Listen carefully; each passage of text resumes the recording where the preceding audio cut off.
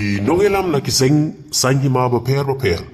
jonga maurang kaneng constituency negasngi kalawan man pynïasoh no ila dia but the National People's Party ha kajing don lang jo state working president uba Hamlet Sondoling rangkat unong aiktin ke NPP uba HM Sangpliang district president uba Gavin Emelim badu MDC ke seorang kam uba Penyat Sing Sem ha office jong kaseng ha Lower Lashmia Shillong. Haba keren bat kinong to okobor nagaleng unong aiktin jong ke NPP uba HM Sangpliang ulay itu bakini Nongialam jong kaseng UDP TMC bat kongres kelawan bat pynïasoh no ila dia bat kaseng NPP harangkat kispangot kibala pynïasoh ila dia sya kani kaseng ulay itu ru ba Nongialam jong kaseng kongres haba keren haka meeting ulay itu ba kimat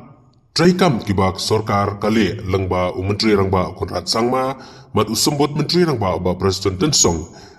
ki pensyo bit yaki ulol haba UI sipun ki kampan roy kibak sorkar kali ha kajela kamtam ya kamorang keneng kapenlong yaki bakin wando ban pynïasoh sya kani ke parti ulai turu bada kejing pynïasoh jong kini Nongialam kanang pen khlaiñ cucu ya kaseng bat kakertong MP ke kong amperin lengdo kenang yo kejing kersyan kabakhlañ susu la berabru na kabaong bahakini kita yo baladam tak kispangut ki Nongialam na kiwaipat kiseng sain pertai kilawan man pynïasoh no eladi bat kaseng kongres kiba kentup yo MDC jong kamairang uba bat skam rentatiang MDC jong kamogruat uba karne sosyang bat MDC berim jong kanongpo kumjuru hakini kita yo baladap ngila UI baki Nongialam jong ke UDP harangkat ki nong kersyan kilawan bat pynïasoh no yala dia bat ka parti bat kumju hamelim ki Nongialam jong kaseng kongres kilawan pynïasoh ya ladi bat kaseng NPP kajingwan pynïasoh jong kini ki Nongialam na keleng saudong kalanang aibor bat penklan cucu ya kaseng NPP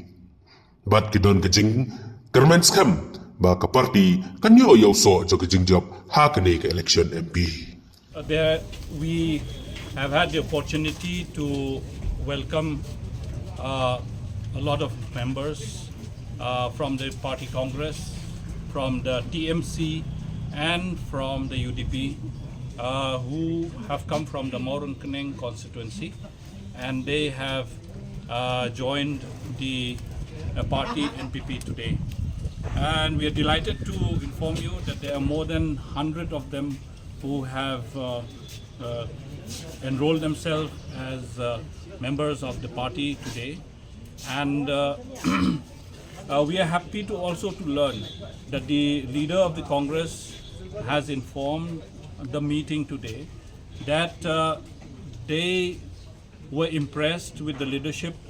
of Sri Konrad Sangma and Sri Preston Tensong, and seeing the kind of development that this party and the government under the leadership of Sri Konrad Sangma has given to the length and breadth of the state, and particularly in Moron-Keneng constituency. These leaders of the Congress party, the TMC and the UDP, they felt it that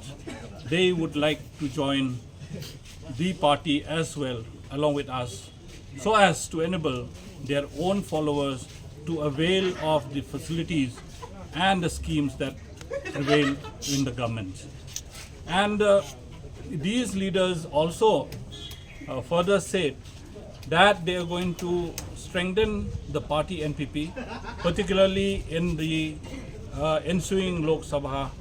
election, by supporting Madam Amperine Lingdo in her campaign and as well as for her victory. Well, with this job.